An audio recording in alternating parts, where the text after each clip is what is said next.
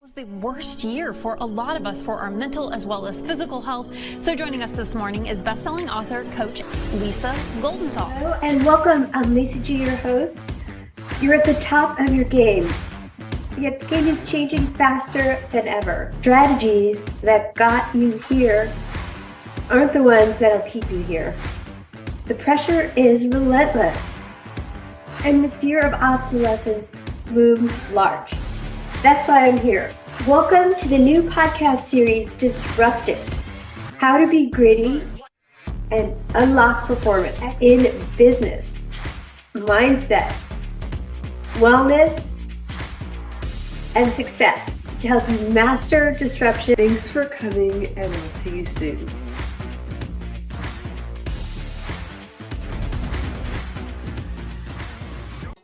The How We Solve podcast and show, which is the umbrella company for his portfolio of businesses, LTVplus, TaskDrive, ShortList.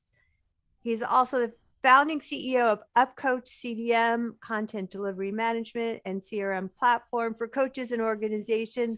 David Henzel, welcome. Thank you for having me, Lisa. So nice to meet you and get some really good podcasting microphone tips off camera. So thank you for that. And I love everything that you're up to in the world with habit tracking. So let's jump right into the content. And obviously everything boils down to the habits that you cultivate.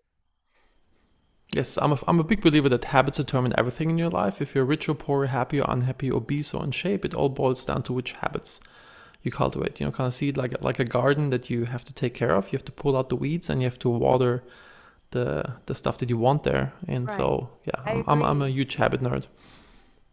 So tell us a little bit about your habit tracking and your community and how you help people.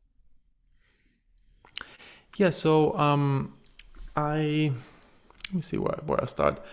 So let's say 9 years ago, my wife was going through breast cancer, and knock on wood, she's doing great today. But this was like a big wake-up moment for me where I envisioned myself on my deathbed, looking back at my life, thinking, did I really do what I was supposed to do? Did I have the impact I wanted to have? And so, yeah, it was a big wake-up moment for me. And I thought, like, what can I do to have more impact? And wow. I, excuse me, I sold my business and, you know, went on the hunt, like, you know, what is it that I can do to have more impact? And one idea was to create a program that my wife and I figured out that if you apply business principles to family life, everything becomes much easier. You know, kind of creating like a family mission. Systematizing things like in your family life, as well as the same way you would a business. Correct. You know, having like family core values, personal mission statements, regular meetings, shared calendar, like all the stuff you do in business, just like for your family. And I initially created an online course for that, and the problem was that a lot of people bought it, but only 7% of them actually completed it. You know, it's like the problem with online courses. This happens. Yep. And you know, this was like really bothering me, so I wanted to figure out a way like how to actually get this information into people's heads, because I didn't want to make money with this. You know, I mean, money is fine; it's a side effect of providing value, but I want people to actually get the benefits from this. And so I thought, how can I do this? And then I developed a platform. I actually started to do group coaching. You know, it's like do cohorts of 8 people where, you know, I walk them through the same content, like 8-week course. And this we have a 92% completion rate on this one. You know, kind of completely reversed the. That's huge. It's differential because I know we all have the best intentions sometimes when we buy a digital course, and then we need the next one and the next one. And for me, I know as an online entrepreneur, it's kind of a compulsion. So I love the way that you problem solve. Like, how do you get people actually tracking their habits and utilizing your platform so that they don't just have those good intentions and then slack off? Yeah. So I started to build this software that helps me to run these group cohorts better and to create positive peer pressure, like accountability. You know, like it's called upcoach.com, and actually my program is called Managing Happiness, where I help people to figure out their personal mission, vision, and values, the goals that they have in life, and the habits that they need to achieve those goals. And so we built this tool for that you have this positive peer pressure where you have a group habit tracker where you can track your habits, but you also see all the other participants of this group coaching, how they're doing with their habits. You see how they're doing with their to-dos, do they complete their stuff or not, and like, do they fill out their worksheets, and what do they put in their worksheets? So it's like this complete transparency, and this tremendously helped with the results, because we're social animals and we don't want to be the one who's not pulling their weight. You don't want to be the one who's not doing their homework. It's like,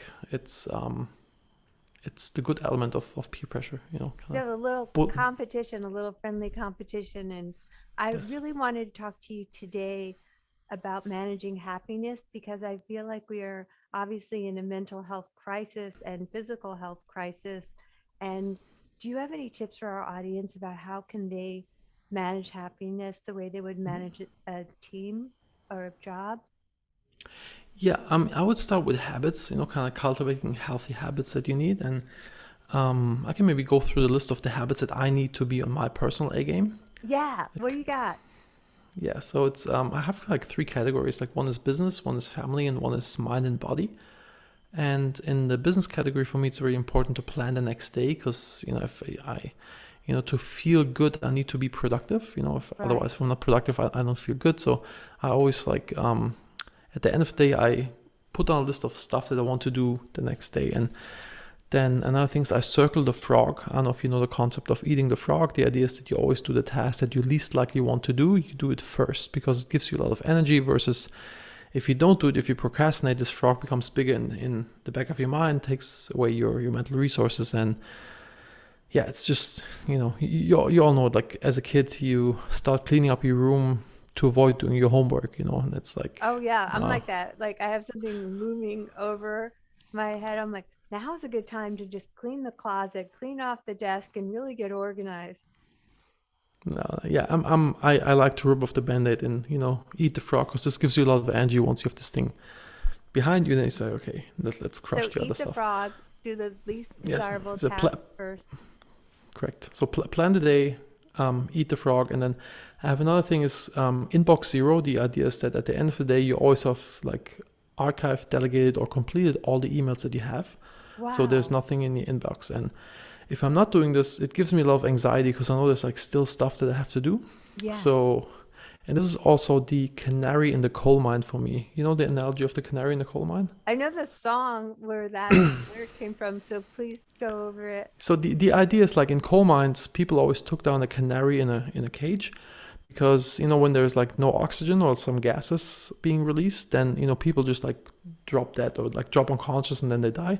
But the canary drops that first. It's like a warning signal. Yeah. Or becomes unconscious, not necessarily dies. But it's an early warning signal. And if I'm not doing my inbox zero for over a week in a row, I know I have too much on my plate and I have to kind of rearrange something. It's like this early warning thing to show me that I'm overworked. Right. So that removes stress. You don't feel the pressure of like those 5,700 emails I have in there.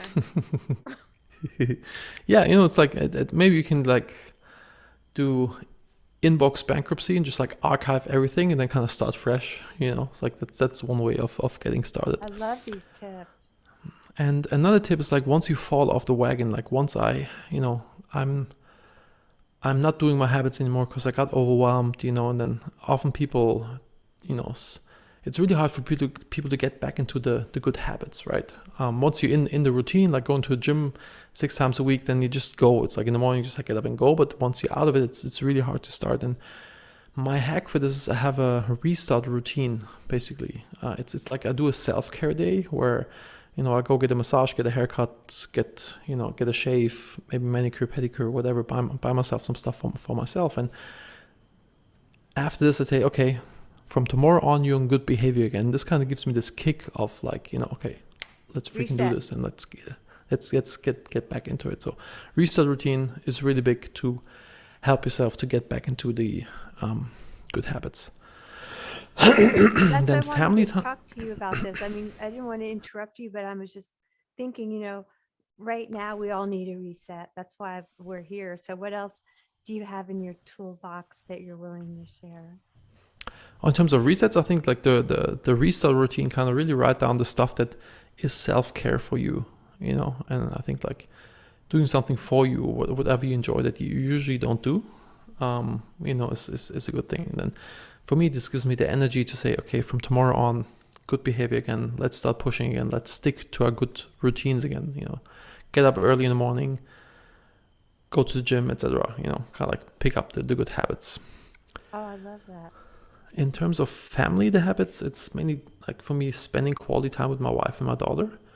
It's kind of sad that I have to put this in there, but I'm like very work focused, and so I tend to forget, and I just want to be mindful of it. And this helps me to be on my A game as a father as well, right? I don't think it's sad. I think it's great.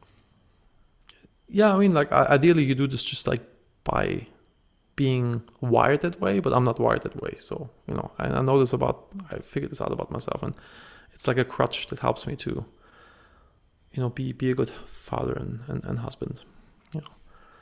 Then for mind and body, yoga and meditation, I do it every morning. I follow the routine from innerengineering.com. Sadhguru. It's like a really cool yoga routine that I learned there. It's Upa yoga and some Kriya meditation stuff, and what is it called? It helped. Innerengineering.com by by I love that Sadhguru. name. Innerengineering.com. Very cool. It's really cool. Then I work out minimum 3 times a week, but preferably 6 times a week, because I think we have to sweat every day to feel good. And when I go for a run, I kind of like really clean up a lot of stuff in my head. And back in the days, I even felt bad going to the gym because I felt like, I could be in the office working, but doing this actually makes you, you're a lot more productive if you take this time to clean up your mind. And 100%. I agree. I think it's the self-care is a absolute must, and the exercise and the meditation. Anything else while we're on that one topic of your buckets of of mind and body? Yeah, there's more. So happiness? visualization and gratitude. I have like this gratitude exercise where I pick up a gratitude rock and go through the things I'm grateful for. Kind of puts me to an all is well state of mind. And throughout the day, I have the stone in my pocket, and this, sometimes I'm stressed and I feel the stone. This brings me back to like, dude, actually everything is like wonderful, because we tend to focus on the bad things, but forgetting all this beauty that we have in our lives, and we just, we're kind of wired to just like only look at the bad stuff. But yeah, we tend to forget how awesome life actually is. So how do you remind yourself of the gratitude? So I have this rock that I pick up every morning, just like, and just kind of go through the things I'm grateful for when I pick it up with my wallet and my keys and stuff like this. And then it's in my pocket, and sometimes I feel it, which reminds you of like, hey, actually everything's amazing. And at the end of the day, I take out the rock and I go through the things that went great this day. It's like, because sometimes you have a very productive day, and at 5 p.m. you have an unpleasant conversation with your spouse, a business partner, a customer, whatever, and you think like everything sucks, but it does not. There was still so much good stuff, kind of like by being in this mindset of always focusing on the positive, it really strengthens your gratitude muscle and your resilience to just like plow through whatever comes your way. Gratitude rock. I love that. It's really impactful. It's simple, but very impactful. Another thing I'm doing is the Maui habit, which comes from a book called Tiny Habits. And the idea is that every morning when you get up, you tell yourself today's going to be an amazing day. It sounds silly, but it's really impactful. If you just like do this every morning, today's going to be freaking amazing. It just like change your outlook for the day. And so this is like the quick version of my habits. The positive psychology is so important these days, of just the positive self-talk instead of all this like shoulda, woulda, coulda. And I really learned so much from you. And I really learned how you don't realize that by having a cluttered inbox, that it's creating clutter in your mind and stress. Lots of anxiety because there's stuff like, I have to think of this and blah, like it's like all these things. Actually, and another thing that really helped me is I have like this little notebook that I always carry with me, and this is also where I write down what I have to do for the day, for the month, etc. And whenever I have an idea, I just like take a note and write it down here, so it's like out of my head, and then I also can sleep much better because I have an idea. Otherwise, tomorrow I have to do this, I can't forget this and blah blah. But just like get it out of your head, put it onto a notepad, a piece of paper, and then it helps me to just sleep better and be more relaxed because I know I will not forget it. Oh, Because I also think like A players don't forget stuff. I never want to be in the position to like, oopsie, oh no, I forgot this. Like, screw that. I'm happy to deliberately not do things like, okay, I'm not gonna do that. Like, I'll just like drop this deliberately. But I never want to be in a position to like, oh damn, no, I forgot about this. Like, I think that's not an option in my world. So you hold yourself to a higher standard of doing the things that you committed to doing and that are important to you. Oh yeah, absolutely. I think it's super important also for your self-worth, that you do the stuff that you say you do. I think it's really important for how you feel about yourself. I love that. And I really love that saying, how you do one thing is how you do anything. How does that apply to your happiness tracking and your whole business here? It applies to everything. I think it's such an important thing, like how you do one thing is how you do everything. It's like also how I judge people's characters. If you're like an ass to the waiter, you're also going to be an asshole to somebody else. So it's like I'm very analytical by observing how people act, with the little things. This is a cool story by Zappos, the company. Yes. They have like this when somebody's being hired in a higher position, they interview with everybody.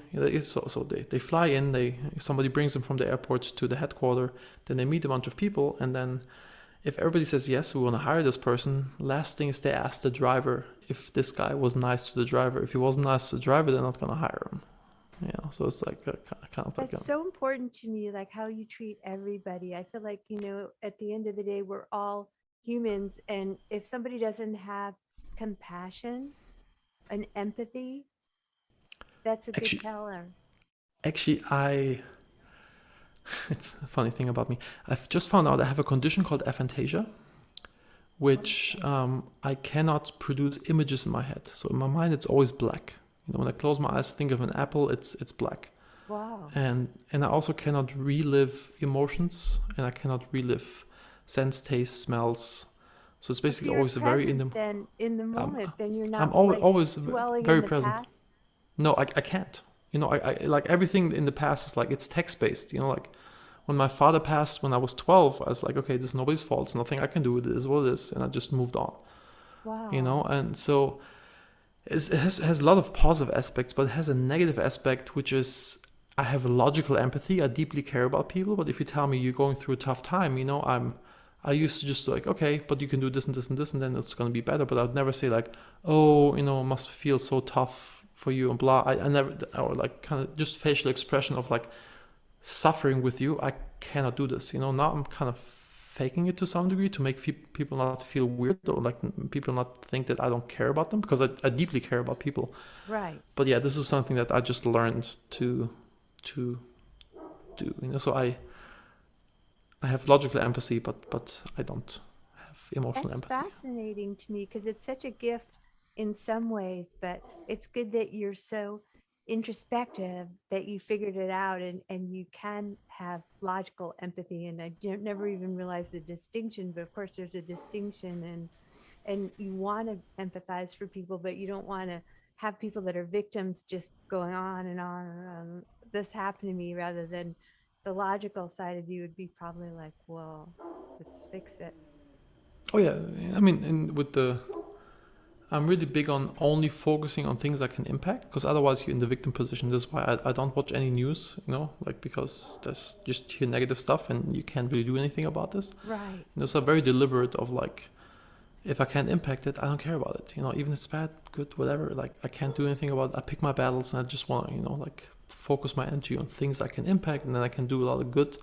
And I can't be worrying about everything. Just have that much resource and time and focus to. I guess focus is also like an important thing. Like if you have a magnifying glass, and you can kind of burn a hole into the table, but if you hold it still and if you focus, you can burn a hole. But if you move it around, you won't even warm up the surface. So I think it's really important to just like focus on the stuff that matters.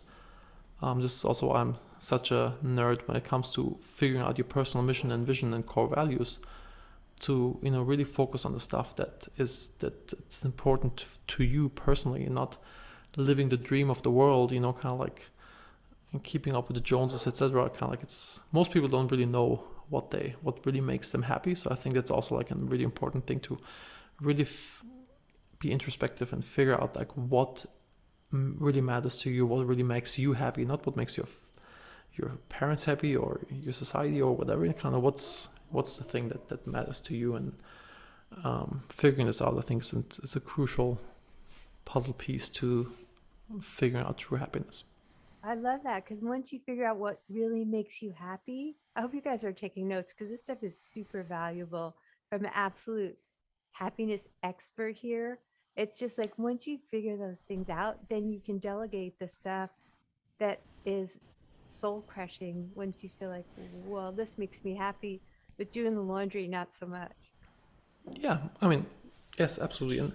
And I have a portfolio of businesses. I have a lot of people working for me, and I think a good manager always manages himself out of any task. At some point you don't have to do anything anymore because you kind of found somebody who does everything for you, and cutting out the stuff that doesn't make you happy, where you don't thrive in, just like find somebody else who does it. So stay in your zone of genius. And the last topic I had for you is also too about love and fear, because I know you're saying you're not watching the news, and I think that there's so much fear mongering that's happened in the last couple of years. Not going down a rabbit hole, obviously, but how do you operate from love versus fear, and how can you tell our audience how to do so too? So let me tell you how I learned about the love and fear concept. And I'm a recovering introvert. I used to be very introverted, which was holding me back tremendously in business and in life. And I decided to change that. So I did Toastmasters, which is like public speaking courses. I've done it, yeah.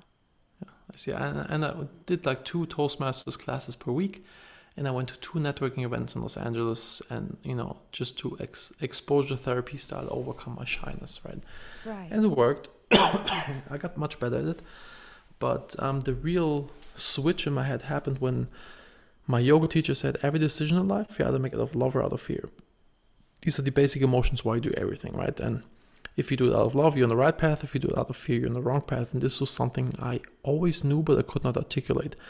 And since she gave me that mantra, I applied it to everything. For example, in sales, I used to hate sales with a passion, because I always felt like a used car salesman shoving something down somebody else's throat. And so I never could sell. But if I sell out of love, if I sell because I know the product that I have can help you in your life, in your business, I can even be pushy, say like, Lisa, freaking buy this. It's going to be amazing for you. And you'll feel where I'm coming from, because, you feel that I deeply care about you, right? And having you succeed, versus if I sell out of fear and I only sell because I have to pay my mortgage, I have to reach my sales numbers, I can't sell for the life of me. And you'll also feel where I'm coming from, and you'll less likely buy, right? So, or public speaking, I used to hate public speaking, or being on a podcast. I would have never been, right? I would have, and if I speak out of fear and I think like, oh, do they think I look weird? Do they think I have a weird German accent? Do they think what I'm saying is stupid? I can't perform. I can't do that, because it's about me. It's not about the other people.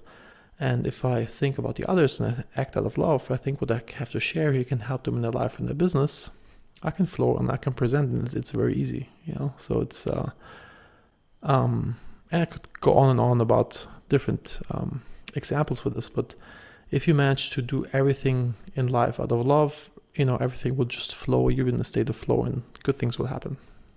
That's so helpful. I know it's helped me when I've tried to get over my fears of public speaking that I've had my whole life, and I make myself go to Toastmasters, and I made myself do DVD, but I made my best friend be in it with me because I was petrified. And when I make it about other people and the message that I have to share, then I get over myself, and then I try to convert that nervousness of energy into excitement. Excitement, yes. It's pretty much the same emotion, right? Yeah, because I have the same thing. So that's so helpful. I love all this stuff. And where can people find you? I wanted everybody to know about your community. So you can find me under Henzel.com, which is my personal blog, and there's also a list of all my companies. You can go to howwesolve.com. That's our podcast where we help people solve business problems. Or upcoach.com is my coaching platform. I have check out howwesolve.com and Henzel.com, and you're gonna find all the other platforms. And I'm of course I'm on all the social media platforms: LinkedIn, Facebook, Twitter. Just search for my name and you'll find me. And if yes, David Henzel. If you connect with me, please say that you heard me on Lisa's podcasts, because I get a lot of connection requests, and if there's no context, I will not accept it. But if you mention that you come from Lisa, then I'm happy to chat. Thanks, David. Thank you, Lisa. Thank you for having me.